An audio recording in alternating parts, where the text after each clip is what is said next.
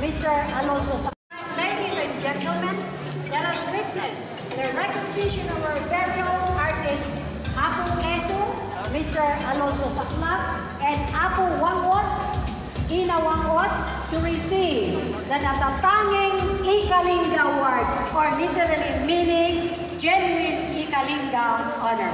At this juncture, we would like to acknowledge the presence of our General Gerald Q. Bantag, the EE founding chairman, the Malalakot tribe adopted son, Sakifo is the name. So requesting the Honorable James S. Eduga, Honorable Vice Governor Joseph Sibak, and the lone representative of the District of Kalinga, Honorable Allen Jess Bangawang, for the awarding. And to be assisted by the Municipal Mayor of Tinglayan and Municipality of Lubwagan for the awarding of the natatanging Ikalinga to Apo Quezon, Alonso Saclac, and Apo Wangot.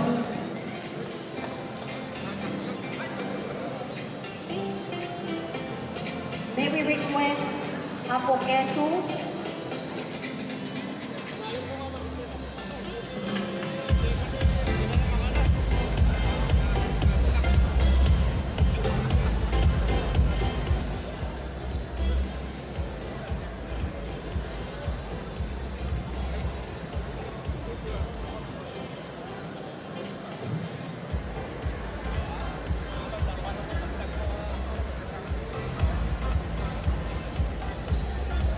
May we request our cast of honor, Senator Jaime Marcos, to do the honors of the awarding.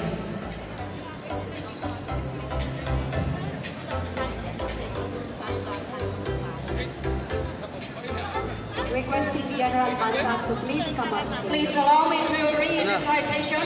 This natatanging Ikalinga Award is presented to Apo Quezon, Alonso B. Saclac Sr.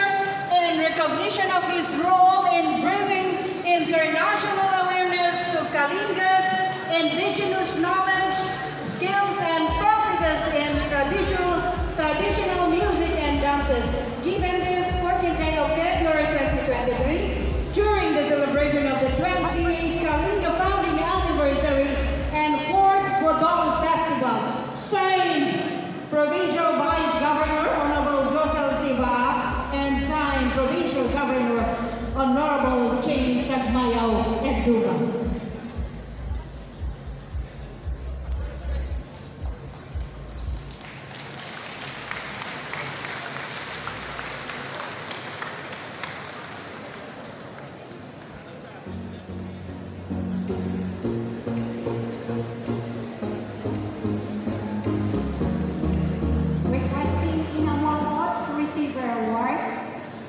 To be awarded by our very own Senator Jaime Nagbunawa Marcos.